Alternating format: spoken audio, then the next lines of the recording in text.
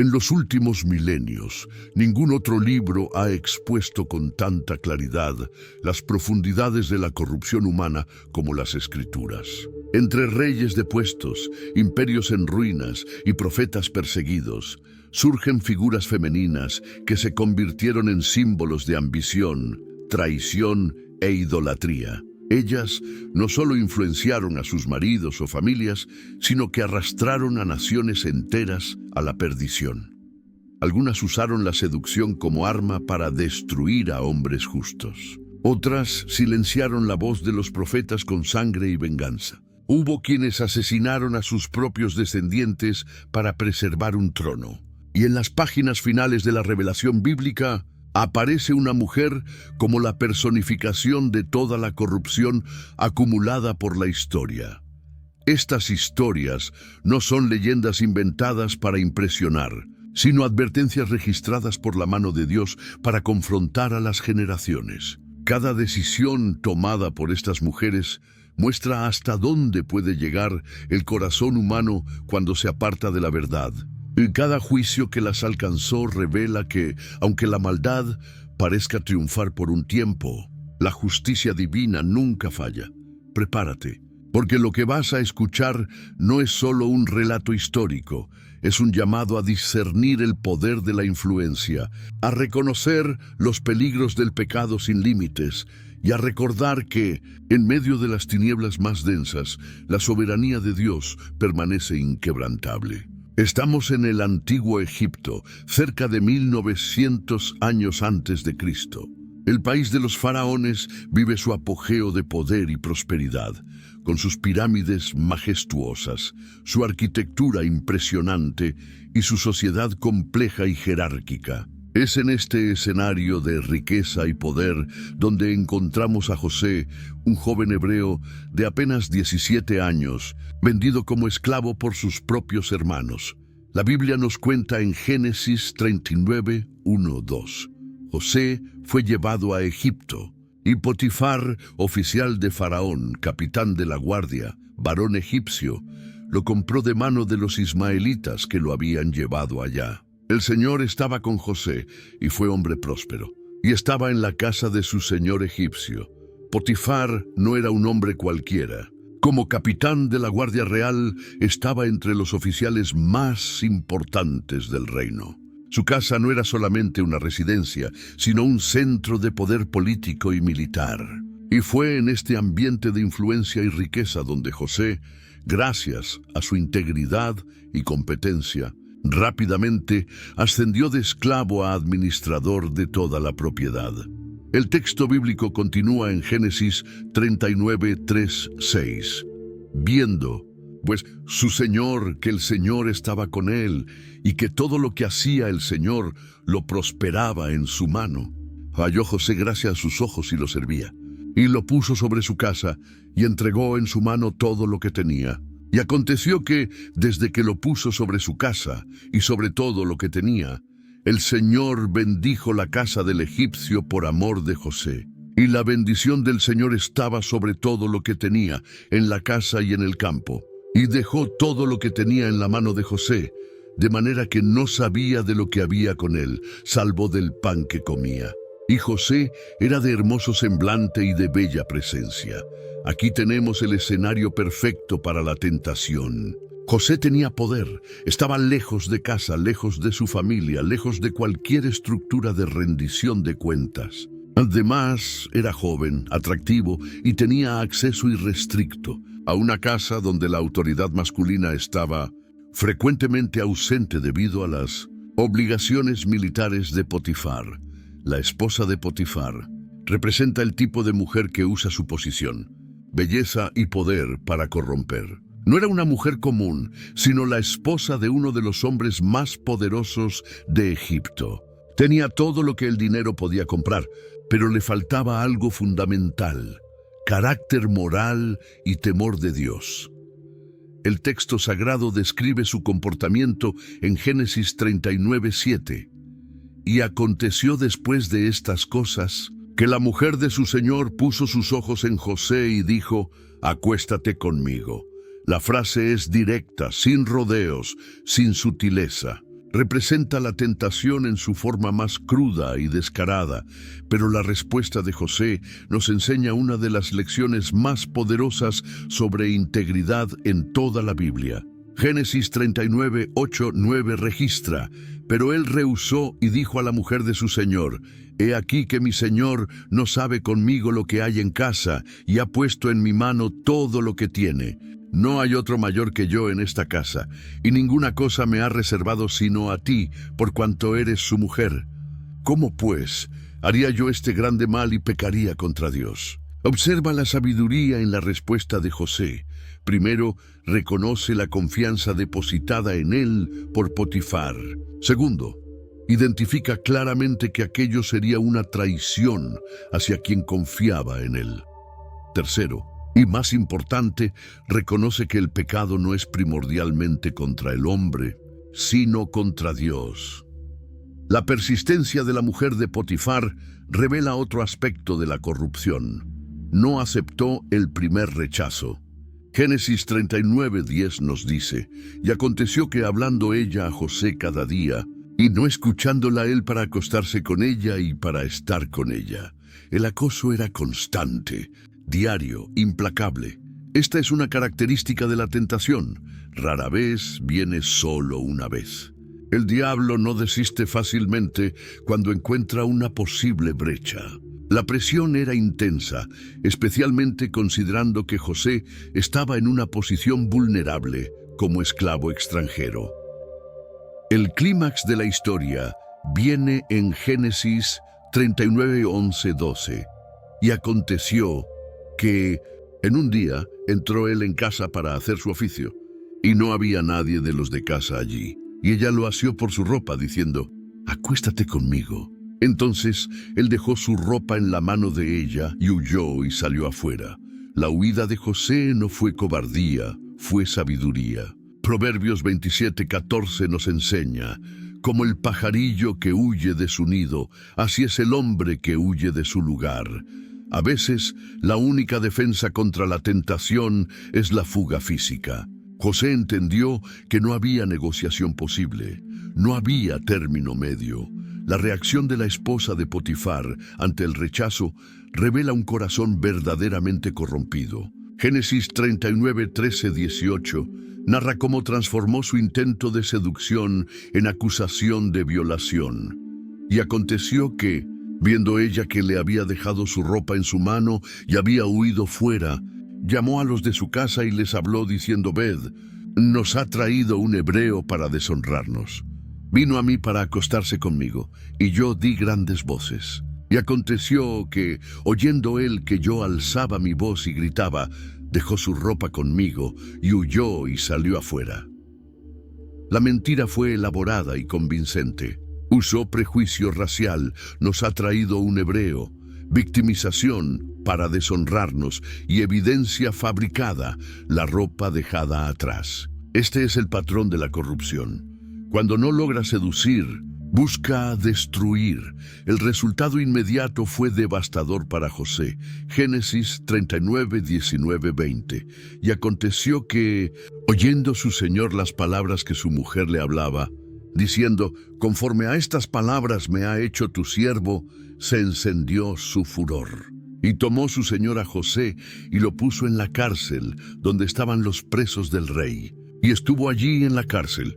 Aquí aprendemos una verdad dolorosa pero necesaria. Hacer lo correcto no siempre trae recompensas inmediatas. José pagó un precio altísimo por su integridad.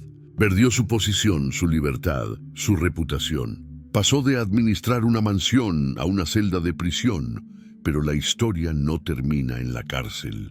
Génesis 39, 21 nos revela: pero el Señor estaba con José, y le extendió su misericordia, y le dio gracia a los ojos del jefe de la cárcel.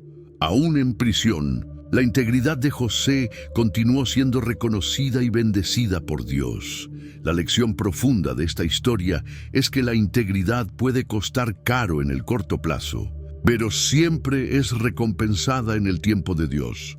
José eventualmente se convertiría en el segundo hombre más poderoso de Egipto, salvaría a su familia del hambre y cumpliría los propósitos eternos de Dios para la formación del pueblo de Israel.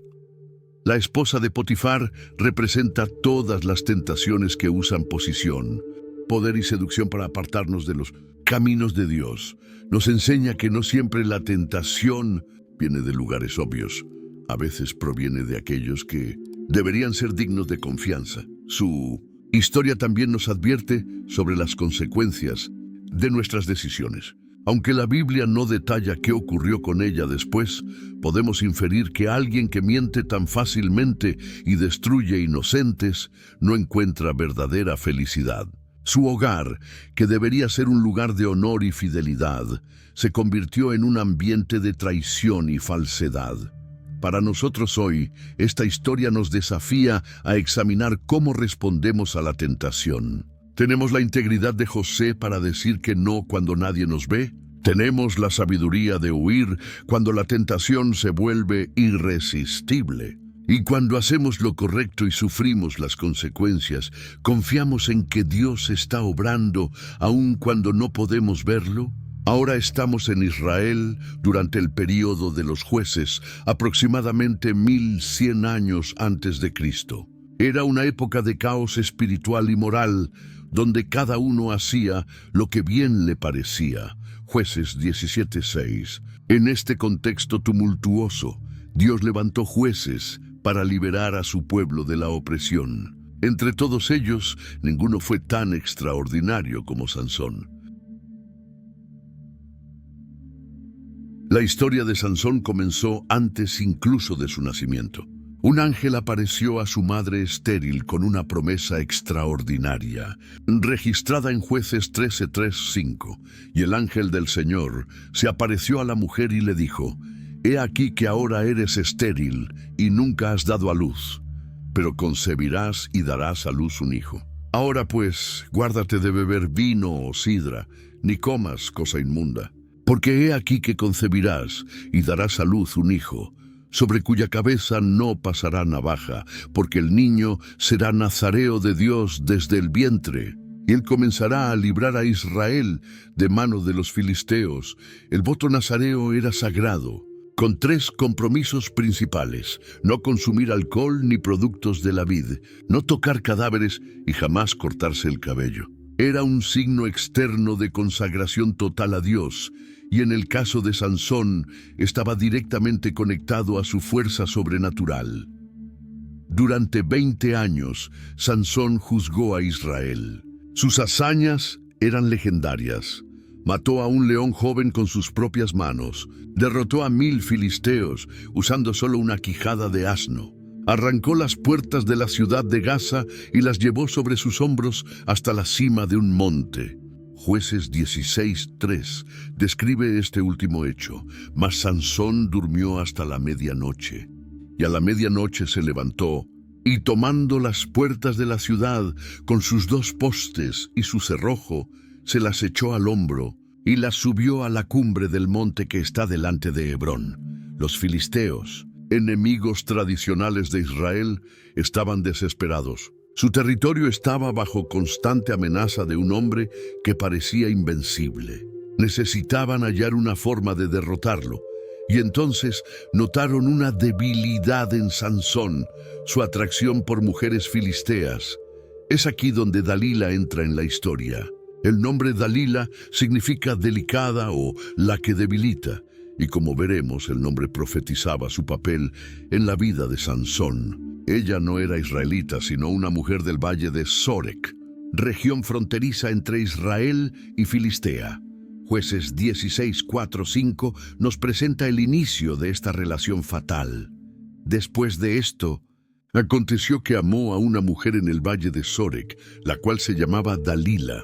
Y vinieron a ella los príncipes de los filisteos y le dijeron: «Engáñale e infórmate en qué consiste su gran fuerza y cómo lo podríamos vencer para que lo atemos y lo dominemos. Y cada uno de nosotros te dará 1100 monedas de plata, 1100 monedas de plata de cada príncipe filisteo». Eran 5 príncipes principales, totalizando 5.500 monedas de plata, una suma astronómica para la época. Para tener perspectiva, Judas traicionó a Jesús por solo 30 monedas de plata. A Dalila se le ofrecía una fortuna por descubrir el secreto de la fuerza de Sansón. Lo que hace esta traición aún más cruel es que Dalila aceptó el soborno. No dudó, no negoció, no mostró conflicto moral. El dinero habló más alto que cualquier sentimiento que pudiera tener por Sansón. Aquí vemos la primera lección de esta historia. Cuando el amor al dinero supera el amor a las personas, la traición se vuelve inevitable. La estrategia de Dalila fue devastadoramente eficaz porque combinó seducción física con manipulación emocional. Jueces 16:6 registra sus primeras palabras, y Dalila dijo a Sansón: «Yo te ruego que me declares en qué consiste tu gran fuerza, y cómo podrás ser atado para ser dominado». La pregunta parece casi infantil en su ingenuidad. ¿Qué hombre racional revelaría el secreto de su fuerza a alguien que pregunta cómo podría ser dominado? Pero aquí está el poder de la manipulación emocional. Ella no hacía la pregunta como enemiga, sino como amante curiosa. Sansón, al principio, jugó con ella. 3 veces le dio respuestas falsas.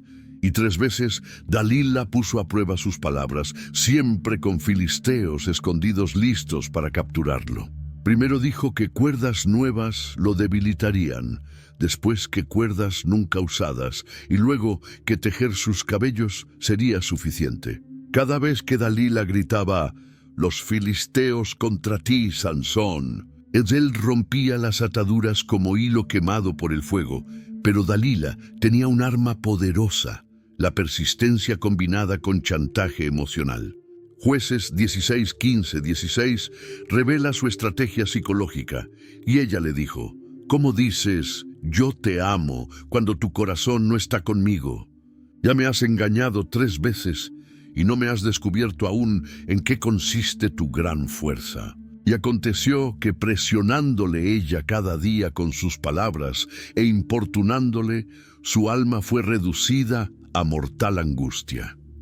Aquí tenemos la anatomía perfecta de la manipulación emocional. Dalila cuestionó el amor de Sansón, lo acusó de burlarse de ella y aplicó presión psicológica constante hasta que su alma fue reducida a mortal angustia. Transformó su negativa legítima de revelar el secreto en prueba de falta de amor. Esta es una de las tácticas más crueles de la manipulación: hacer que la víctima se sienta culpable por tener límites saludables. Dalila no pedía solo información. Pedía que Sansón entregara su vida en manos de los enemigos, pero lo enmarcó como prueba de amor. El resultado fue trágico. Jueces 16:17 registra el momento de la rendición. Le descubrió pues todo su corazón y le dijo: «Nunca a mi cabeza subió navaja, porque soy nazareo de Dios desde el vientre de mi madre. Si fuere rapado, mi fuerza se apartará de mí, y me debilitaré, y seré como todos los hombres». Sansón no solo reveló el secreto físico de su fuerza, sino también su significado espiritual. Era nazareo, consagrado a Dios, y su fuerza estaba ligada a esa consagración. Al revelárselo a Dalila, entregaba no solo su fuerza física, sino su identidad espiritual. La reacción de Dalila fue inmediata y calculadora. Jueces 16:18-19 describe su última traición. Viendo Dalila que él le había descubierto todo su corazón, envió a llamar a los príncipes de los filisteos, diciendo: «Subid esta vez, porque él me ha descubierto todo su corazón». Y los príncipes de los filisteos vinieron a ella trayendo en su mano el dinero. Y ella hizo que él durmiese sobre sus rodillas. Y llamó a un hombre y le rapó las 7 guedejas de su cabeza. Y ella comenzó a afligirlo, pues su fuerza se apartó de él. La imagen es devastadora: Sansón dormido en el regazo de quien pensaba que lo amaba, mientras ella supervisaba la destrucción de su fuerza. El texto dice que ella comenzó a afligirlo, indicando que participó activamente en la humillación que siguió. Cuando Sansón despertó, Intentó levantarse como siempre lo hacía, pero Jueces 16:20 registra su trágico descubrimiento y le dijo: Sansón, los filisteos sobre ti. Y luego que despertó él de su sueño se dijo: esta vez saldré como las otras y me escaparé. Pero él no sabía que el Señor ya se había apartado de él. La fuerza ya no estaba allí. Por primera vez en su vida adulta, Sansón estaba vulnerable. El hombre que aterrorizaba ejércitos enteros fue capturado. Le sacaron los ojos y fue reducido a esclavo, moliendo en la prisión como un animal. Pero la historia de Dalila nos enseña lecciones que van mucho más allá de la traición personal. Ella representa el poder destructivo de la manipulación emocional. No usó fuerza física, ni armas, ni magia. Usó lágrimas, acusaciones, chantaje emocional y la intimidad de la relación para quebrar al hombre más fuerte de la tierra. Dalila también nos muestra cómo la codicia puede corromper completamente a una persona. Tuvo acceso al amor de un hombre extraordinario, pero lo cambió por plata. Eligió riqueza temporal en lugar de una relación genuina. Eligió ser recordada como traidora en lugar de ser honrada como compañera. Estamos en Palestina en el primer siglo, durante el ministerio de Jesús. Herodes Antipas gobierna Galilea como tetrarca bajo dominio romano, conocido por su astucia política, pero también por su vida moral cuestionable. La situación comienza con un matrimonio escandaloso. Marcos 6, 17, 18. Porque el mismo Herodes había enviado a prender a Juan y lo había encadenado en la cárcel por causa de Herodías, mujer de Felipe, su hermano, pues la había tomado por mujer. Porque Juan decía a Herodes: no te es lícito tener la mujer de tu hermano. Herodías era nieta de Herodes el Grande, sobrina tanto de Antipas como de su primer marido, Felipe. Su matrimonio con Antipas violaba múltiples leyes. Era adulterio, incesto y quebrantaba la ley judía. Juan el Bautista, como profeta de Dios, no podía quedarse callado ante semejante escándalo público. Su mensaje era claro: no te es lícito tener la mujer de tu hermano. La reacción de Herodías fue inmediata y violenta. Marcos 6, 19. Y Herodías le acechaba y deseaba matarle, y no podía. No se sintió avergonzada ni arrepentida. Su corazón se llenó de odio homicida contra quien se atrevió a exponer su condición pecaminosa. Herodes tenía sentimientos contradictorios hacia Juan. Marcos 6:20, porque Herodes temía a Juan, sabiendo que era varón justo y santo, y lo guardaba a salvo. Y oyéndole se quedaba muy perplejo, pero lo escuchaba de buena gana. Aquí vemos la diferencia. Herodes reconocía la santidad de Juan e incluso disfrutaba escucharlo. Herodías solo quería silenciar la voz que exponía su vergüenza. La oportunidad llegó durante el cumpleaños de Herodes. Marcos 6, 21, 22. Y venido un día oportuno, en que Herodes, en su cumpleaños, hacía banquete a sus príncipes y tribunos, y a los principales de Galilea. Y entrando la hija de Herodías, danzó, y agradó a Herodes y a los que estaban con él a la mesa. La hija de Herodías ejecutó una danza que encantó a Herodes embriagado y a sus invitados. La respuesta fue imprudente. Marcos 6:23. Y el rey dijo a la muchacha: pídeme lo que quieras y yo te lo daré. Y le juró: todo lo que me pidas te daré, hasta la mitad de mi reino. Era una promesa pública que lo pondría en una situación vergonzosa si se rehusaba a cumplir. Aquí entra la genialidad maligna de Herodías. Marcos 6:24. Saliendo ella dijo a su madre: ¿qué pediré? Y ella dijo: la cabeza de Juan el Bautista. Herodías no dudó. No pidió riquezas ni poder. Su única obsesión era silenciar para siempre la voz que denunciaba su pecado. Había planeado cuidadosamente este momento usando a su propia hija como instrumento de venganza. La respuesta de la joven fue aún más macabra. Marcos 6:25. Entonces ella entró apresuradamente al rey y pidió diciendo: quiero que ahora mismo me des en un plato la cabeza de Juan el Bautista. La urgencia y especificidad revelan venganza premeditada. Herodías había instruido a su hija no solo en qué pedir, sino cómo pedirlo de manera que Herodes no pudiera retractarse. El resultado fue devastador para Herodes. Marcos 6:26. Entonces el rey se entristeció mucho, pero a causa del juramento y de los que estaban con él a la mesa, no quiso desairarla. Herodes sabía que cometía un error terrible. Reconocía la injusticia, pero su preocupación por la imagen pública superó su conciencia moral. La ejecución fue inmediata. Marcos 6:27-28.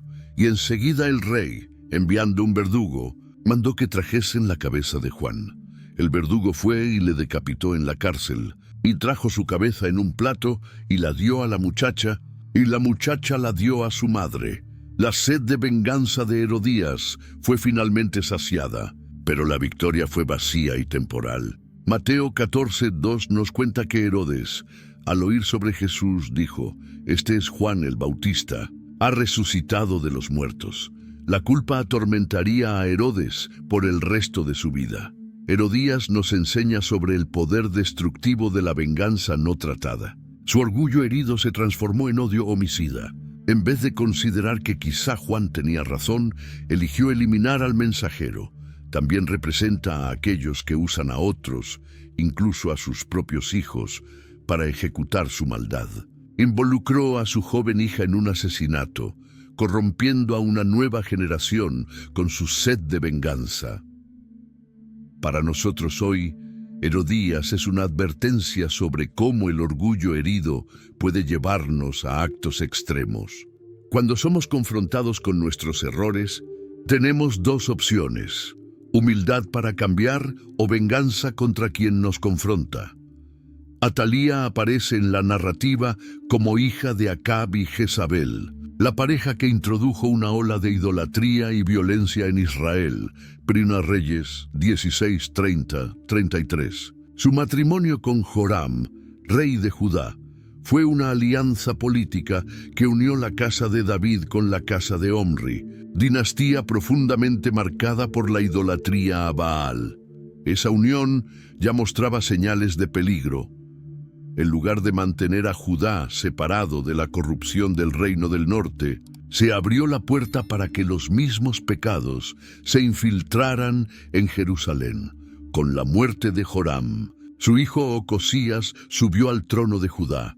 Atalía, entonces, se convirtió en reina madre. La Escritura registra que Ocosías siguió los malos caminos de la casa de su madre. También él anduvo en los caminos de la casa de Acab, porque su madre le aconsejaba a obrar impíamente. Segundas Crónicas 22:3. Esta frase resume la influencia de Atalía, una mujer que, en lugar de ser guía de sabiduría, fue instigadora de idolatría y corrupción. La tragedia alcanzó su clímax cuando Ocosías fue asesinado en Jezreel por orden de Jehú, según Reyes 9:27-28. Con la muerte de su hijo, Atalía se encontró ante una elección: aceptar la voluntad de Dios y permitir que otro descendiente davídico gobernara, o asumir el poder a cualquier costo. Escogió el peor camino. En Reyes 11:1 relata: viendo a Atalía, madre de Ocosías, que su hijo era muerto, se levantó y destruyó toda la descendencia real. En otras palabras, ordenó la masacre de sus propios nietos para eliminar cualquier competencia al trono. Este acto brutal no fue solo un crimen político, sino también una afrenta directa a la alianza davídica. Dios había prometido a David que siempre tendría descendientes en el trono. 2 Samuel 7:12-16. Atalía, movida por ambición, intentó interrumpir el plan divino, algo humanamente impensable. Una abuela asesinando su propia descendencia. Después de la masacre, Atalía gobernó sobre Judá durante 6 años. 2 Reyes 11:3. Durante ese tiempo, la idolatría a Baal floreció. Se levantaron altares paganos, el templo del Señor fue descuidado y corrompido. El reinado de Atalía simboliza lo que ocurre cuando la ambición sin límites domina el corazón. El poder se convierte en un fin en sí mismo, y la justicia de Dios es despreciada. La corrupción no era solo política, sino espiritual. Como hija de Jezabel, Atalía heredó no solo el trono, sino también la obstinación contra el Dios de Israel. Al introducir la adoración a Baal en Judá, intentó borrar la identidad espiritual del pueblo, rompiendo con la herencia sagrada de David y Salomón. Pero la historia no termina en tinieblas. En medio de la masacre, hubo un acto de silenciosa valentía. 2 Reyes 11:2 relata: pero Josaba, hija del rey Joram, hermana de Ocosías, tomó a Joás, hijo de Ocosías, y lo hurtó de entre los hijos del rey que estaban siendo muertos, y lo puso a él y a su nodriza en una alcoba. Y de esta manera lo escondieron de Atalía, y no lo mataron. Joás, aún un bebé, fue escondido dentro del templo por 6 años, bajo los cuidados del sacerdote Joiada y de su esposa. Este detalle es profundamente simbólico. Mientras Atalía reinaba en palacios contaminados por la idolatría, el legítimo heredero crecía en secreto en la casa de Dios, protegido por la fidelidad de sacerdotes que se negaron a doblegarse ante la corrupción. En el 7º año, Joiada organizó una revuelta. Reunió a los guardias, presentó a Joás al pueblo y lo coronó como rey, colocándole la corona y entregándole el testimonio de la ley. El pueblo aclamó: ¡Viva el rey! 2 Reyes 11:12. Atalía, al oír el clamor, corrió al templo y vio al niño coronado. En desesperación gritó: ¡Traición! ¡Traición! 2 Reyes 11:14. Pero ya era demasiado tarde. Joiada ordenó que la sacaran fuera y la mataran. Así terminó el reinado de la mujer que intentó destruir la descendencia de David. El texto concluye con la renovación de la alianza entre el pueblo y el Señor, la destrucción del templo de Baal y el restablecimiento de la adoración al verdadero Dios. Según Reyes 11, 17, 18. El contraste es claro. La ambición de Atalía buscó exterminar la promesa divina, pero la fidelidad de unos pocos preservó el plan de Dios. Atalía nos enseña una verdad dura: la ambición sin límites es capaz de destruir incluso los lazos más sagrados de la familia. Mató a nietos inocentes, intentando retener un poder que no le pertenecía. Ese comportamiento revela la ceguera espiritual de quien se deja dominar por el ego y la idolatría. Jesús dijo en Marcos 8:36: «Pues ¿de qué le aprovechará al hombre ganar todo el mundo si pierde su alma?». Atalía ganó el trono por unos años, pero perdió el alma y el legado. Su memoria quedó marcada como una de las figuras más oscuras de la historia de Judá. Por otro lado, la preservación de Joás muestra que el plan de Dios no puede ser anulado por la maldad humana. La promesa hecha a David siguió viva, porque el Señor siempre levanta instrumentos fieles para guardar su pacto. Esto nos da esperanza. Aunque la injusticia parezca triunfar, Dios siempre tiene un remanente escondido que garantiza la continuidad de sus propósitos. En nuestras vidas, la ambición también puede manifestarse de maneras sutiles. No necesitamos ocupar un trono para caer en el mismo error de Atalía. Basta con poner el poder, el dinero o la vanidad por encima de la obediencia a Dios. Basta con permitir que el ego hable más fuerte que el amor. Cuando eso sucede, corremos el riesgo de sacrificar incluso las relaciones más preciosas. La historia de Atalía nos llama a la reflexión. ¿Estamos construyendo un legado de fidelidad o de destrucción? ¿Estamos influyendo en nuestra familia y comunidad para el bien o para la ruina? ¿Nuestras decisiones acercan a las personas a Dios o las alejan? Atalía fue la abuela que asesinó a sus nietos, la reina que intentó borrar la línea mesiánica, la gobernante que convirtió a Judá en escenario de idolatría. Su ambición nos muestra el extremo de la corrupción humana, pero al mismo tiempo, su caída y el rescate de Joás apuntan a la fidelidad de Dios, que nunca abandona a su pueblo y cumple sus promesas. que este ejemplo nos haga vigilar el corazón. La verdadera grandeza no está en conquistar poder a cualquier precio, sino en obedecer al Señor en cualquier circunstancia. Y si este mensaje habló contigo, comparte este video, deja tu comentario sobre lo que aprendiste y suscríbete al canal. Así como el rescate de Joás dependió de un acto de valentía, tal vez tu actitud hoy pueda salvar a alguien de la oscuridad de la ambición descontrolada. Entre todos los nombres asociados a la corrupción espiritual, pocos cargan tanto peso como el de Jezabel. Su nombre se convirtió en sinónimo de manipulación, idolatría y perversión moral. Al estudiar su trayectoria, entendemos cómo la influencia de una sola persona puede contaminar no solo a una familia, sino a una nación entera, conduciéndola a la ruina delante de Dios.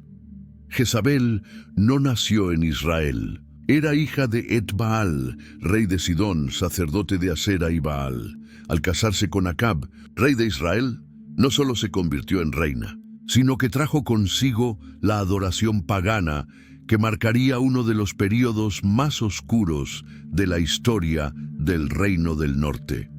El texto de 1 Reyes 16:30-31 describe: «Y Acab, hijo de Omri, hizo lo malo ante los ojos del Señor, más que todos los que reinaron antes que él, y como si fuera cosa ligera andar en los pecados de Jeroboam, hijo de Nabat, tomó por mujer a Jezabel, hija de Etbaal, rey de los Sidonios, y fue y sirvió a Baal y lo adoró».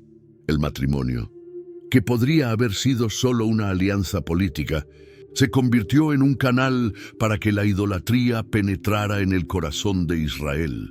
La presencia de Jezabel fue determinante. No satisfecha con permitir la idolatría, se dedicó a promoverla activamente. Mandó a levantar templos a Baal en Samaria. Sostuvo a 450 profetas de Baal y a 400 de Asera. Persiguió a los profetas del Señor e intentó erradicar la fe verdadera de la nación. Su influencia sobre Acab era tan profunda que las Escrituras repetidamente destacan que él fue conducido al mal por ella. Jezabel representa, por tanto, más que una reina extranjera, simboliza la fuerza de la corrupción espiritual y cuando entra en alianza con líderes débiles y maleables. Uno de los episodios más conocidos que revelan su carácter es la trama contra Nabot. Este hombre poseía una viña junto al palacio de Acab y el rey deseaba tenerla. Cuando Nabot se negó a vender la herencia de sus padres, Acab volvió a casa abatido. Jezabel entonces se burló de la debilidad de su marido y tomó la iniciativa. Mandó a escribir cartas en nombre del rey, convocando un falso ayuno, acusando a Nabot de blasfemia contra Dios y contra el rey. Con testigos comprados, Nabot fue condenado y apedreado hasta la muerte. Solo entonces, Jezabel entregó la viña a Acab.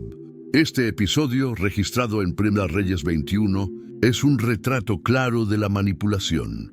La corrupción de Jezabel no se limitaba a la idolatría, sino que se extendía a la injusticia social, al abuso de poder y al desprecio por la vida humana. La reacción de Dios no tardó. El profeta Elías fue enviado para confrontar a Acab y a Jezabel. Delante del rey, Elías declaró: «En el lugar donde lamieron los perros la sangre de Nabot, los perros lamerán también tu sangre». 1 Reyes 21:19. Y sobre Jezabel, la palabra fue aún más dura. «A Jezabel la comerán los perros en el muro de Jezreel».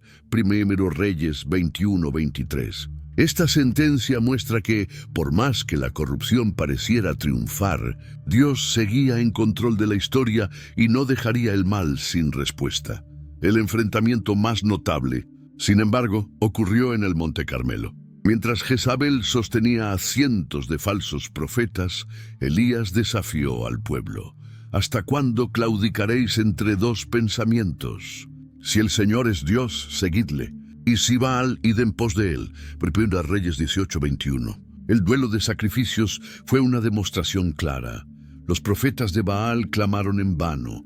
Mientras el Señor respondió con fuego del cielo, Consumiendo el holocausto de Elías, el pueblo cayó de rostro en tierra y proclamó: «El Señor es Dios, solo el Señor es Dios». La victoria, sin embargo, no llevó a Jezabel al arrepentimiento. Por el contrario, juró matar a Elías, mostrando la dureza de su corazón y su incapacidad de someterse al Dios verdadero. La influencia de Jezabel se extendió hasta su muerte. En 2 Reyes 9 leemos que Jehú, levantado por Dios para ejecutar juicio contra la casa de Acab, fue hasta Jezreel. Jezabel, sabiendo de su llegada, se maquilló y miró por la ventana, todavía intentando ejercer su manipulación. Pero no hubo escape. Atendiendo a la orden de Jehú, sus propios eunucos la arrojaron por la ventana. Su cuerpo fue destrozado, y cuando fueron a recoger sus restos, solo encontraron el cráneo, los pies y las palmas de las manos. Así se cumplió la palabra del Señor.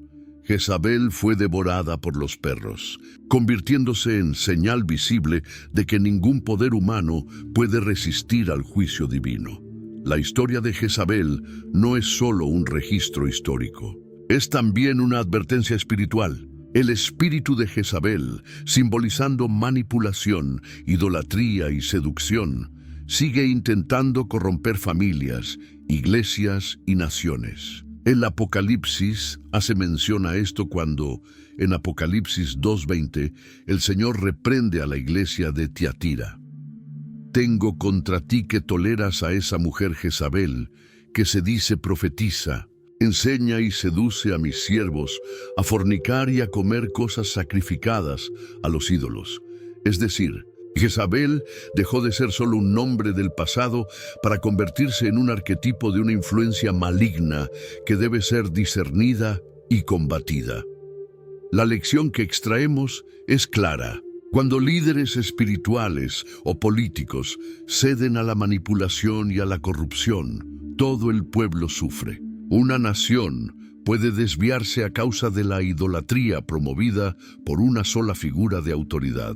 Jezabel muestra cómo el poder, sin temor a Dios, conduce a la ruina. Pero también aprendemos que la victoria final pertenece al Señor. Elías, solo ante cientos de falsos profetas, parecía derrotado, pero el fuego de Dios descendió. Jehú, frente a la reina maquillada, parecía pequeño, pero la palabra del Señor se cumplió. Jezabel cayó, y con ella toda la estructura de idolatría que había erigido. En nuestro tiempo, podemos ver ecos de esta historia siempre que líderes, familias o comunidades se dejan guiar por valores contrarios a la palabra de Dios.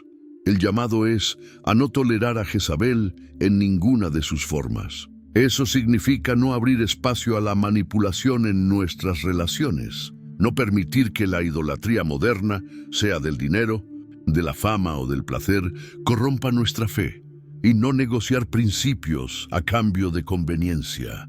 Que la historia de Jezabel nos lleve a reflexionar sobre el tipo de influencia que ejercemos. Podemos ser como ella, llevando a las personas a la idolatría y a la destrucción, o podemos ser como Elías, aun estando solos, defendiendo la verdad del Señor. El contraste es fuerte, pero la elección está delante de nosotros. La historia de la esposa de Lot es una de las más breves de toda la Biblia, pero al mismo tiempo una de las más impactantes. En pocas líneas, el libro de Génesis registra una escena que se convirtió en símbolo eterno de la lucha entre obedecer a Dios o ceder al apego al mundo.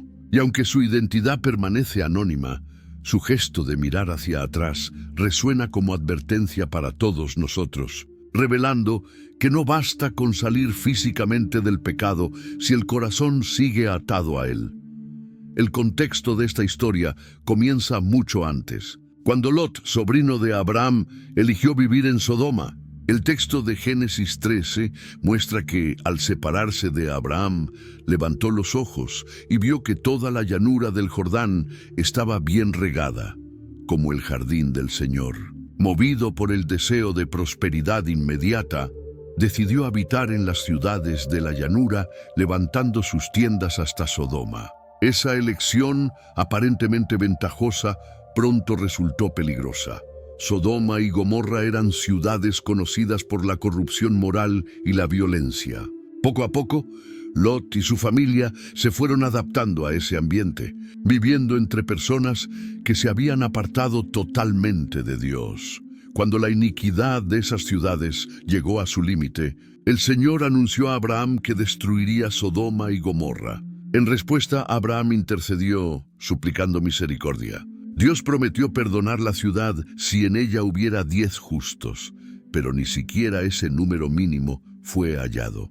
Aún así, por amor a Abraham, 2 ángeles fueron enviados para rescatar a Lot y a su familia. El texto de Génesis 19, 12, 13 muestra la urgencia. Y dijeron los hombres a Lot: ¿tienes aquí alguno más? Tus yernos, tus hijos y tus hijas, y todo lo que tienes en esta ciudad, sácalo de este lugar. Porque vamos a destruir este lugar, porque el clamor de ellos ha subido delante del Señor, y el Señor nos ha enviado a destruirlo. La narrativa gana dramatismo cuando vemos que, aun frente a una revelación tan clara, la familia de Lot tardaba en actuar. El versículo 16 registra que ellos se demoraban, y por eso los ángeles los tomaron de la mano y los sacaron de la ciudad. Esta imagen es poderosa. A veces, Dios literalmente nos arranca del pecado, porque solos no logramos dejar atrás aquello que nos atrae. Y los ángeles dieron una orden directa: escapa por tu vida. No mires atrás, ni te detengas en toda esta llanura. Escapa al monte, no sea que perezcas. Génesis 19, 17.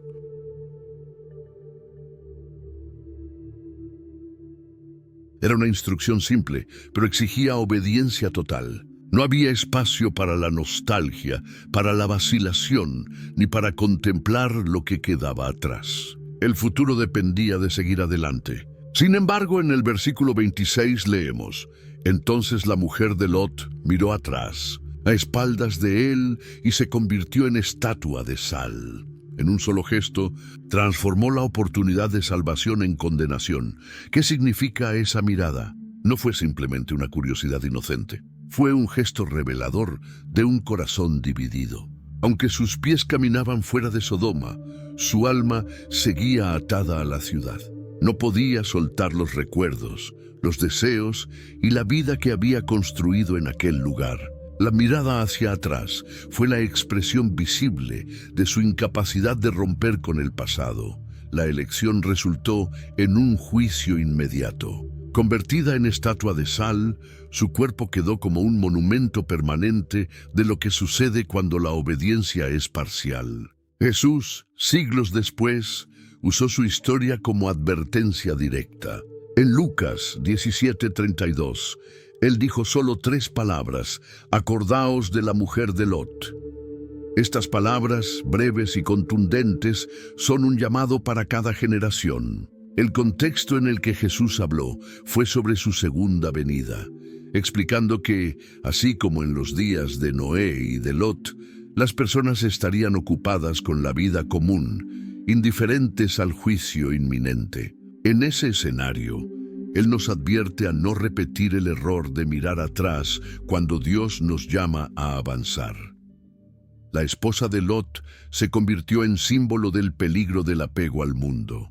La Biblia nos muestra que no basta con dejar físicamente un ambiente de pecado. Es necesario que el corazón sea liberado. Podemos incluso asistir a una iglesia, cambiar de entorno o abandonar ciertos hábitos, pero si la mente sigue deseando lo que quedó atrás, tarde o temprano ese apego saldrá a la luz. Santiago 4:4 nos advierte: ¿no sabéis que la amistad del mundo es enemistad contra Dios? Cualquiera, pues, que quiera ser amigo del mundo, se constituye enemigo de Dios. Esta historia también nos hace reflexionar sobre la naturaleza del juicio divino.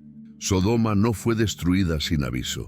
Hubo intercesión, hubo oportunidad de salida, hubo instrucción clara, pero incluso frente a tanta gracia, la esposa de Lot eligió desobedecer. Esto nos muestra que Dios es paciente, pero también justo. La salvación exige una respuesta. La invitación está abierta, pero es necesario decidir entre seguir adelante con el Señor o permanecer atado al pasado. Otra lección profunda es que mirar atrás puede costar no solo la salvación personal, sino también influir en generaciones. Aunque solo la esposa de Lot fue convertida en estatua de sal, su actitud es recordada hasta hoy como advertencia. ¿Cuántos hijos, familias y comunidades no sufren porque alguien se niega a dejar el pasado? ¿Cuántos no permanecen en el pecado porque una persona insiste en mirar atrás en lugar de obedecer a Dios? Si contrastamos esta historia con otras figuras bíblicas, vemos lo opuesto en Abraham, que dejó su tierra sin mirar atrás, confiando en la promesa. Vemos lo opuesto en Pablo, que declaró en Filipenses 3:13-14, olvidando ciertamente lo que queda atrás y extendiéndome a lo que está delante, prosigo a la meta, al premio del supremo llamamiento de Dios en Cristo Jesús. La esposa de Lot nos muestra lo que sucede cuando no logramos olvidar. Pablo nos muestra la victoria de quien mantiene los ojos en la meta. Al final, la esposa de Lot nos deja la pregunta: ¿dónde está fijo nuestro corazón? Es posible estar físicamente en un caminar de fe, pero emocional y espiritualmente seguir atado a Sodoma. Es posible asistir a cultos, cantar alabanzas e incluso servir, pero continuar deseando las prácticas antiguas. El gesto de mirar atrás puede parecer pequeño, pero en realidad revela toda una inclinación del corazón, que esta historia nos despierte a obedecer de manera completa. Cuando Dios dice no mires atrás, no es solo una prueba arbitraria, sino un llamado a liberarnos del peso que nos impide avanzar. El futuro que Él tiene preparado es infinitamente mayor que cualquier recuerdo del pasado. Pero necesitamos decidir hacia dónde vamos a dirigir nuestros ojos. Desde el inicio de la historia humana, vemos a Babel como símbolo de la arrogancia del ser humano que intenta levantarse contra Dios. La torre construida para tocar los cielos fue el primer hito de una civilización que deseaba su propia gloria y rechazaba la autoridad del Creador. A partir de ahí, la idolatría y la corrupción espiritual se expandieron por el mundo. Siglos más tarde, ese espíritu de rebelión toma su forma más intensa y aterradora en la figura descrita en el Apocalipsis como la Gran Babilonia. No es solamente una ciudad, sino una representación espiritual de todo sistema humano que rechaza la santidad de Dios, se alimenta de idolatría y persigue a los siervos fieles. El apóstol Juan, en su visión profética, describe en Apocalipsis 17:3-5, y me llevó en el espíritu al desierto, y vi a una mujer sentada sobre una bestia escarlata, llena de nombres de blasfemia, que tenía 7 cabezas y 10 cuernos. La mujer estaba vestida de púrpura y escarlata, adornada con oro, piedras preciosas y perlas. Y tenía en la mano un cáliz de oro lleno de abominaciones y de la inmundicia de su prostitución. Y en su frente estaba escrito un nombre: Misterio, la Gran Babilonia, la madre de las rameras y de las abominaciones de la tierra. Esa imagen es perturbadora y grandiosa al mismo tiempo.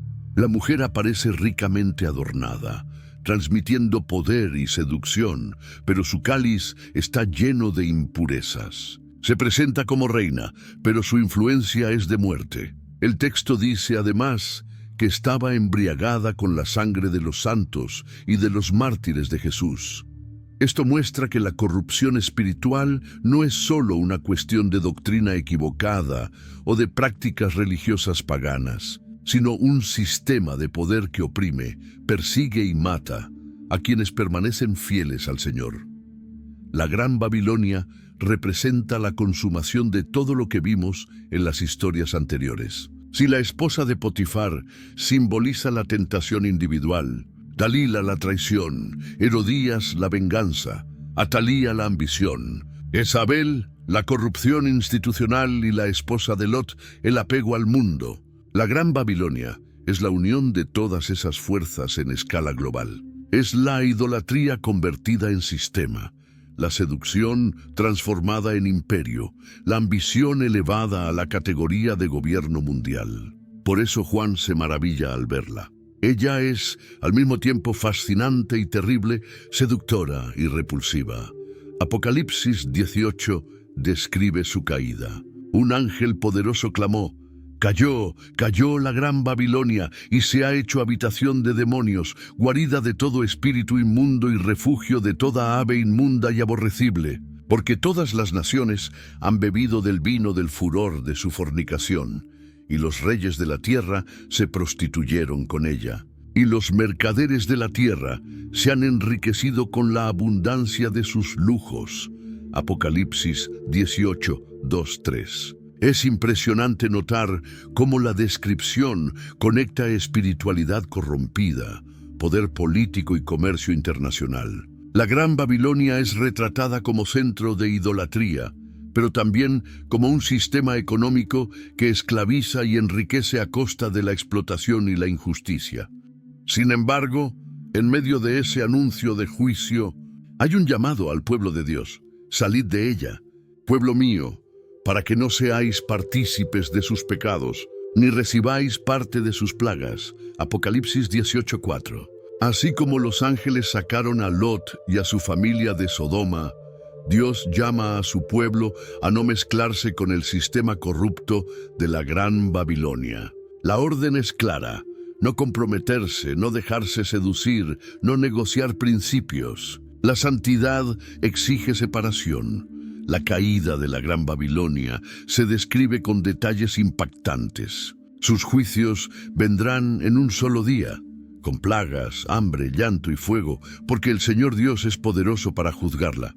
Apocalipsis 18:8. Los reyes de la tierra que se prostituyeron con ella lamentarán. Los mercaderes llorarán, porque ya nadie comprará sus mercancías. Y hasta los marineros que se enriquecían con su comercio se lamentarán por su destrucción. Esta visión revela la extensión de su influencia. La corrupción espiritual de la Gran Babilonia estaba entrelazada con la política, la economía y la cultura. Por eso su caída será tan devastadora. No obstante, mientras la tierra lamenta, el cielo se alegra. Apocalipsis 18:20 dice: «Alégrate sobre ella, cielo, y vosotros, santos apóstoles y profetas, porque Dios os ha hecho justicia en ella». Este contraste es revelador. Lo que para el mundo parecía esplendor y prosperidad era en realidad opresión e injusticia. Cuando la Gran Babilonia caiga, será el triunfo de la justicia divina sobre la arrogancia humana. Esta figura simbólica nos muestra que toda forma de corrupción tiene fecha de caducidad. Ningún imperio dura para siempre, ninguna idolatría puede sostenerse indefinidamente. A lo largo de la historia vimos imperios como Babilonia, Roma y muchos otros levantarse con pompa y caer en ruinas. La Gran Babilonia es la culminación final de ese ciclo. El último gran sistema humano que se opondrá a Dios será derribado en un instante por el poder del Señor. La lección para nosotros es clara y urgente. No podemos vivir engañados por la seducción del mundo. El sistema actual, con su búsqueda incansable de poder, riqueza y placer, lleva las mismas marcas de la Gran Babilonia. Cuando nos dejamos arrastrar por esos valores, estamos coqueteando con la misma corrupción. Por eso la orden «Salid de ella, pueblo mío», es tan relevante hoy. Necesitamos vivir con discernimiento, sin conformarnos a los patrones de este mundo, como enseña Pablo en Romanos 12:2, sino renovando nuestra mente con la palabra de Dios. También aprendemos que, aunque la corrupción parezca triunfar, el juicio de Dios es inevitable. La justicia puede parecer tardar a nuestros ojos, pero nunca falla. La caída de la Gran Babilonia es una certeza profética, y esa certeza debe darnos esperanza en tiempos de injusticia. Finalmente, es necesario recordar que, a diferencia de la Gran Babilonia, la Biblia nos presenta a otra mujer en el Apocalipsis, la novia del Cordero, la Nueva Jerusalén, ataviada para su esposo, Apocalipsis 21:2. Mientras una simboliza la corrupción y la caída, la otra representa la santidad y la eternidad. La decisión ante nosotros es clara: Vivir seducidos por la Gran Babilonia o preparados para participar en las bodas del Cordero. Al concluir este estudio, dejo un llamado. Elige hoy qué legado vas a dejar. Que tu nombre no sea recordado como un ejemplo de advertencia, sino como testimonio de fidelidad. Que tu vida sea instrumento de luz en medio de las tinieblas, de esperanza en medio de la desesperación, de santidad en medio de la corrupción. Y ahora, una última invitación práctica. Si este mensaje tocó tu corazón, comparte este contenido con otras personas. Tal vez alguien a tu alrededor esté mirando atrás, atrapado en el pasado, y necesite una advertencia. Tal vez alguien esté fascinado con las seducciones de la Gran Babilonia moderna y necesite un llamado urgente a salir de ella. Tu acto de compartir puede ser el medio por el cual Dios alcance esa vida. Deja también tu comentario sobre lo que más habló a tu corazón y suscríbete al canal para acompañar nuevos contenidos y estudios que fortalecerán tu fe. La palabra de Dios no vuelve vacía. Cumple el propósito para el cual fue enviada. Y si llegaste hasta aquí, es porque el Señor quería hablarte a través de estas historias. Que el Espíritu Santo aplique cada lección en tu corazón y te guíe en el camino de la fidelidad para que tu vida no sea marcada por la ruina, sino por la gloria del Dios vivo.